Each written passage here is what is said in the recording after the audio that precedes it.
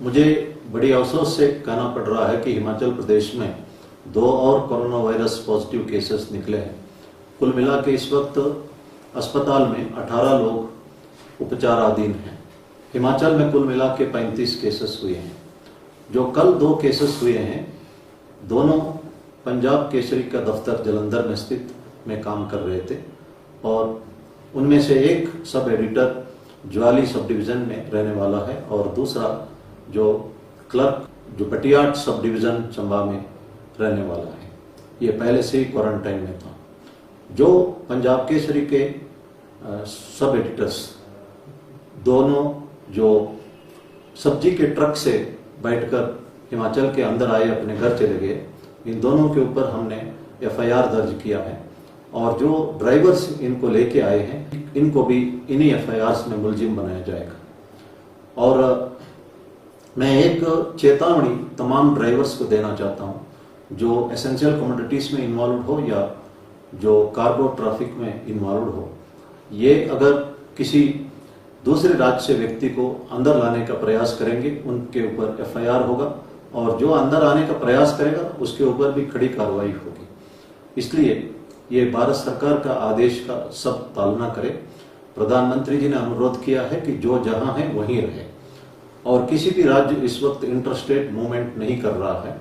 ये भारत सरकार का कानून भी है और इसलिए जो बेहतर आपको ये होगा कि सोशल मीडिया में हर कुछ लिखना या हर किसी को टेलीफोन करने से बेहतर है आप जो समाधान ई पोर्टल है भारत सरकार का, इसमें आप अनुरोध कर सकते हैं, अपना सुझाव भी दे सकते हैं।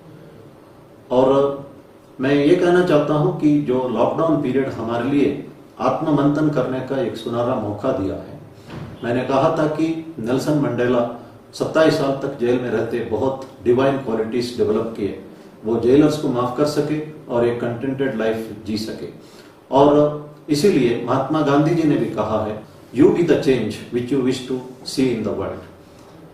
हिज होलीनेस दलाई लामा जी ने भी कहा कि विश्व शांति के लिए हर एक इंसान में बदलाव आना है। ये बहुत मुश्किल है लेकिन इसके बिना कोई ऑप्शन भी नहीं है। और भगवान सत्य साई बाबा ने भी कहा है, यही बातें डॉक्टर अब्दुल कलाम जो यूरोपियन पार्लियामेंट में कहा है, if there is righteousness in the heart then there is beauty in the character, if there is beauty in the character then there is harmony in home, if there is harmony in home then there is order in the nation, if there is order in the nation then there is peace in the world. जो घर की शांति के लिए हमारे अंदर का अच्छापन होना जरूरी है। मैं कहना चाहता हूं कि दूसरों का व्यवहार के लिए हम अपने आप जिम्मेदार होंगे। मैं एक एग्जाम्पल देना चाहता हूं। एक सास और बहू आपस में इनकी नहीं बनती, रोज एक दूसरे को टॉर्चर करना, गालियां देना चलते रहा। बहू का इरादा बड़ा साफ था, सास चंगी होवे नहीं तो फोटो टंगी होवे। बहू का एक दोस्त था जो जड़ी बूटी बेचने वाला था। बहू सीधा उसके पास गई और कहने लगी कि मुझे एक ऐसी चीज दे दो जो चाय में डालते ही सासू माँ की सांस बंद हो जाए। जड़ी बूटी वाले ने कहा कि ऐसा करोगे तो आप जेल जाओगे, इसलिए मैं एक दूसरी चीज स्लो पॉइजन देता हूँ, रोज चाय में डाल के दे दो, 1 महीने में कमजोर होते तुम्हारी सास मर जाएगी। लेकिन आपके ऊपर डाउट नहीं आना चाहिए, इसलिए सासू माँ से बना के रखे ताकि कोई ये ना कह सके कि बहू ऐसा काम कर सकती है।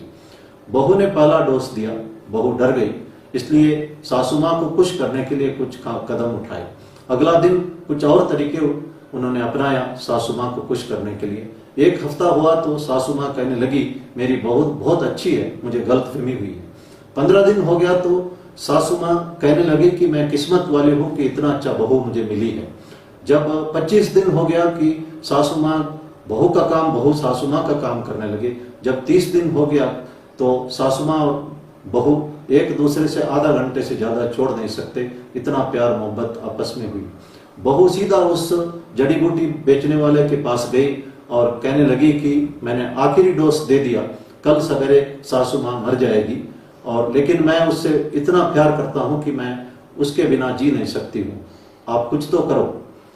जड़ी बूटी वाले ने कहा कि ये मुझे शुरू में ही पता था, इसलिए मैंने शुरू में ही तंदुरुस्ती का टॉनिक दिया था। आपकी सासू माँ रोज से रोज जो है तंदुरुस्त होती जा रही है। हमने इस कहानी से यही सीखना है कि हमको जो अंदर अपने अंदर जो है मंथन करने की जरूरत है। दूसरों का बिहेवियर अपने आप चेंज हो जाएगा। और जो अगर हम किसी के बारे में बुरा कहते हैं, हमारे अंदर बुराई डेवलप होता है। अगर हम अच्छा बोलते हैं तो हमारा अंदर अच्छापन डेवलप होता है। अच्छा बुरा इस बात पर निर्भर है हम दूसरों के बारे में क्या कहते हैं। और इसीलिए विवेकानंद ने कहा है कि दूसरों में हम बुराई इसीलिए ढूंढते हैं कि वही बुराई जो है हमारे अंदर है। और महात्मा गांधी ने 3 बंदरों का एग्जाम्पल दिया, जो बुरा नहीं सुनना, बुरा नहीं देखना, बुरा नहीं बोलना। हम इसको डेवलप करें, हम अच्छा ही बोले, अच्छा ही सुने, अच्छा ही देखे, अच्छा ही सोचे और अच्छा भी करते रहे।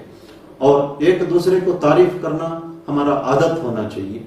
और आपके बच्चे अगर अच्छा मार्क्स लेते हैं या अच्छा ड्राइंग करते हैं, हम जरूर तारीफ करके प्रोत्साहन करना चाहिए।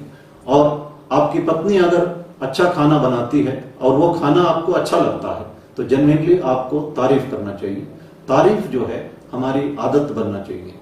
और ये महामारी का जो लॉकडाउन है हमें एक अपॉर्चुनिटी भी साबित हुआ है अपने अंदर देखने के लिए और अपने आप को सुधारने के लिए। दुनिया भर इस वक्त लोग अपने घर में बैठे हैं, करोड़ों लोग आत्ममंथन कर रहे हैं। और ये भी एक अपॉर्चुनिटी के तौर पर साबित हो रहा है। और मैं उम्मीद करता हूं कि महात्मा गांधी और भगवान श्री सत्य साई बाबा और हिज होलीनेस दलाई लामा जी ने जो कहा वो सत्य होगा। जो महामारी के उपरांत का दुनिया बेहतर होगा। धन्यवाद। जय हिंद।